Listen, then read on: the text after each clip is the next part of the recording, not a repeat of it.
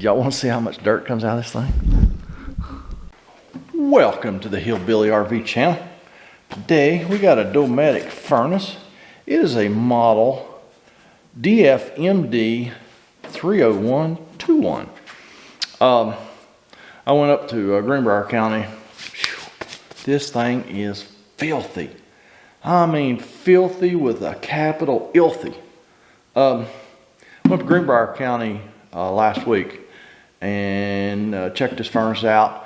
What it was doing was just short cycling. I mean really short. It would burn for a minute and a half. The flame would go off and then you wait 10 seconds, flame come back on, burn for a minute and a half, and we'd just keep doing that. Well, you know, I mean, it's not uncommon for these furnaces to short cycle like that. But if it'll go for 3 or 4 minutes, it'll still heat the camper. But when it burns for a minute and a half at a time, it won't heat the camper.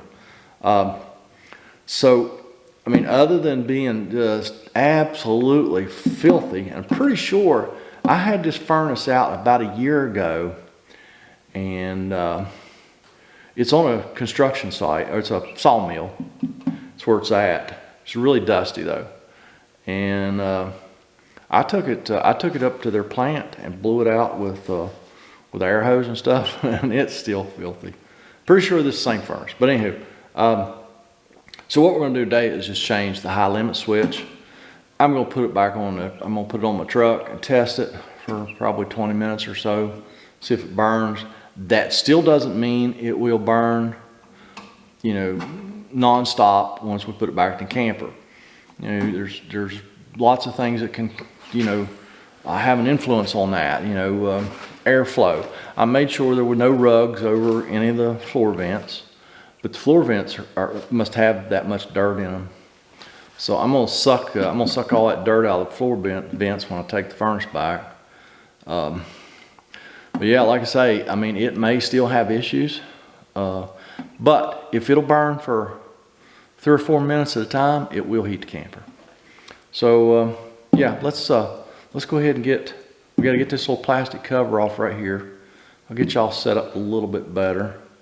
Still gonna be hard to show this to you, but because this is the one where the high limit switch lives right down in here beside the gas valve. So no outside access door on this camper, so the furnace had to come out. And so yeah, let's get started. Let's go ahead and pop this plastic cover off real quick. It's got 2 screws on the front of it here.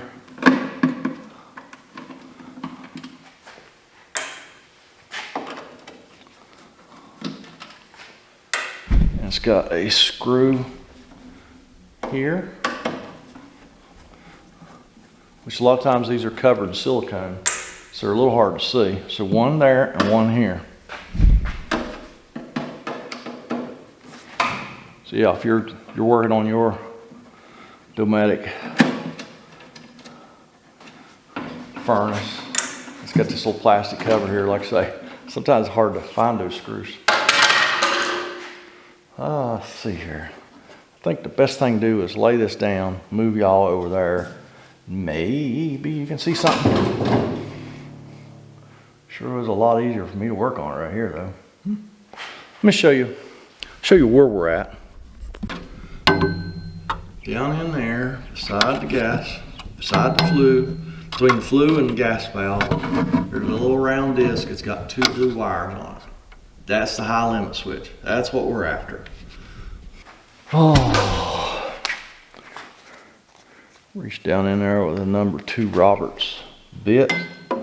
Get those 2 little screws out. Maybe they're Phillips.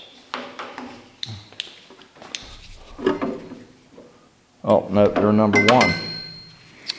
Number 1 Robertson.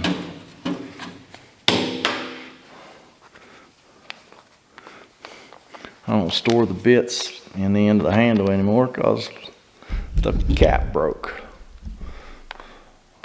I got it on there, but let me go get my number 1. Y'all hang tight. If I seem a little tired to you, it's probably because I am. It's been a long couple weeks here. If y'all watch my other channel, y'all saw where I had my outdoor wood stove here in the garage. Had the whole bottom rusted out of it. I had to put a new bottom in it, and I think a lot of that is because we have such hard water. If you know anything about hard water, I think I was told by someone that water hardness about like 20 parts per million or whatever it is, however they measure, I think it's parts per million. 20 is considered hard water. Our water was 188. Has been for the 25 years that we lived down there. So terribly hard water. So, thinking that maybe the hard water contributed to the short lifespan of my outdoor wood stove, I wanted to put in a water softener. And we live in a double wide trailer, so any plumbing you do underneath of a double wide is like no fun. So I've been doing that for either preparing for it or doing it for the last couple of weeks. And I'm tired. Everything's done though. The wood stove's installed, water softener's installed, it's working great. Our water hardness is down in the single digits now, so it's awesome. Reach down in there with a pair of needle nose pliers, and then, oh, those are just spade connectors. Hold that high limit switch. Spade connectors go to the high limit switch. They don't hold anything except electricity.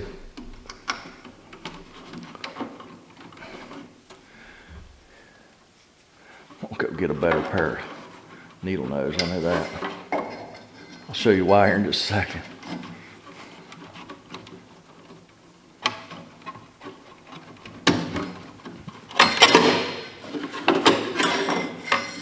These pliers have been in Dad's and our possession for as long as I can remember. They're handy, but man, you talk about pinching. Because that whole thing, man, if you got your fingers on that and it slips or something, you talking about blood blisters. We've all had 1,000 blood blisters from them stupid pliers.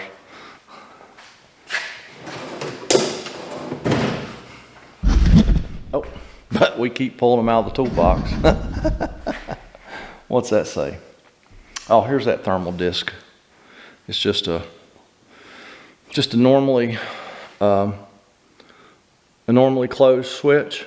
If it overheats, it opens, breaks the circuit, the flame goes off until it cools off, which this one was, like I say, was only off for like just a few seconds. So let me go get the new one, pop it in there. I'm gonna blow this thing out real good with air.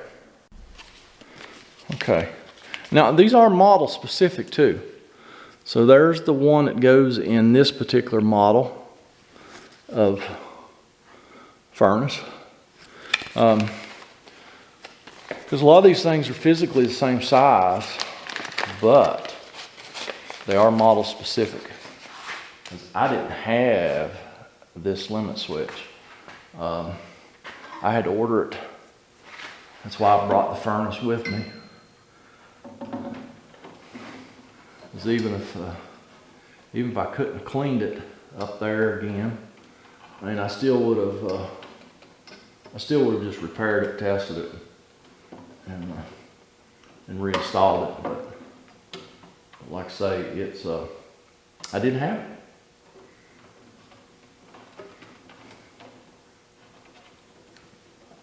Hard to repair stuff when you don't have the parts. I mean, I had thermal discs like this, high limit switches, that were within 2 part numbers of being the same part number, but you know, I just ain't going there on something like a furnace. We'll use the right parts, or we won't use any parts at all.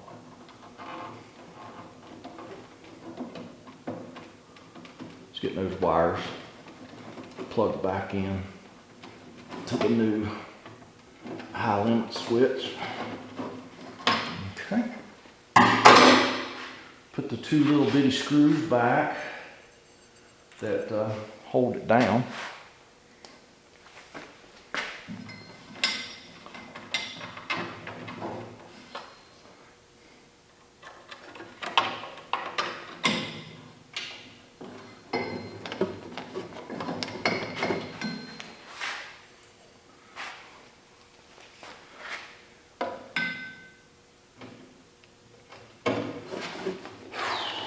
I'm ready to be done. It's gonna cool off tonight a little bit, down in the low 30s, I think, or high 20s. I don't know, low 30s. So I'm gonna build a fire in the outdoor wood stove, and warm the water up. I filled it with water last night. Got one little bitty leak I need to take care of. It's on the outside of the stove, no big deal. Y'all want to see how much dirt comes out of this thing? Y'all put your hazmat suits on. Here we go.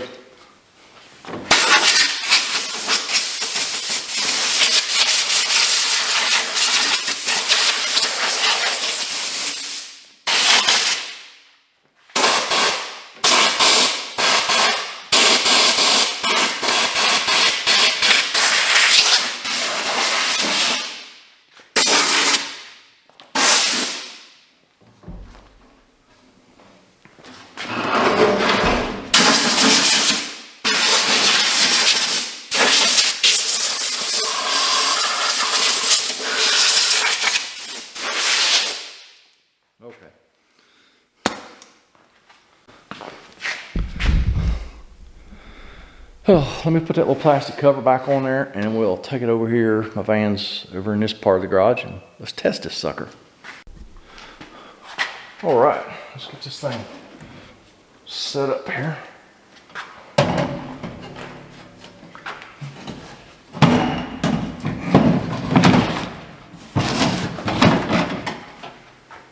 All righty,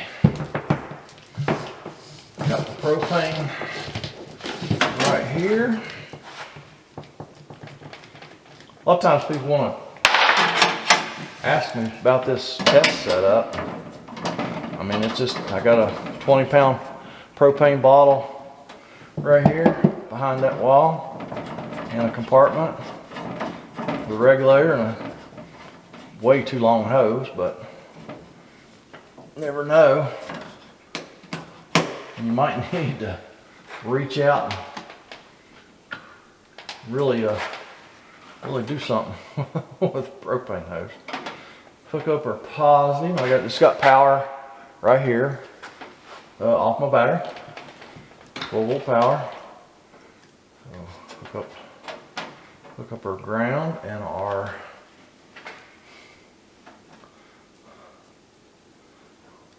power.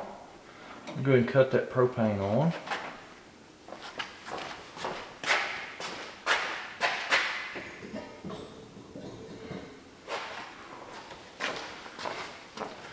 Alright, make the final connection on the power. Don't let these blue wires touch anything that'll ground them, because you'll pop a fuse somewhere. So we just twist the blue wires together. Make it think the thermostat just called for heating. Should be a short delay. It should light.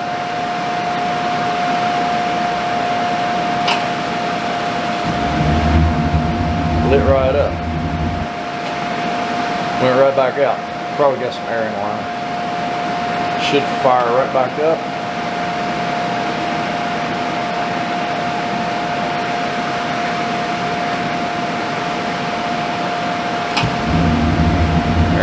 Fired up. Ah, went right back out again. Oh, you know what? I thought this one would run without having a flue pipe in it, but it won't. The flue pipe came almost out to the end of that little plastic doodad, and I thought it would run, but it won't.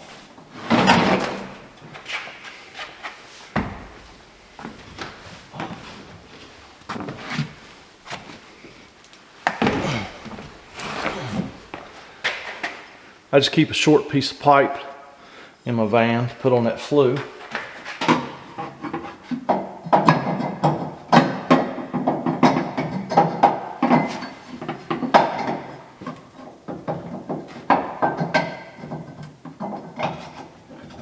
There we go. All right, let's try this again.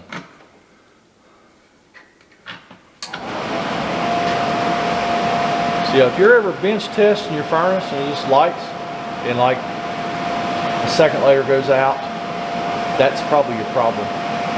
Let's see if I'm right. Could be wrong.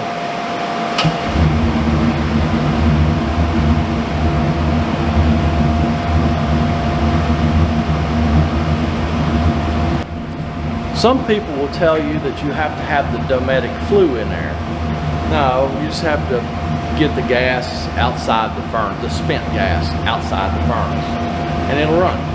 So I'm gonna reset my watch, chronograph.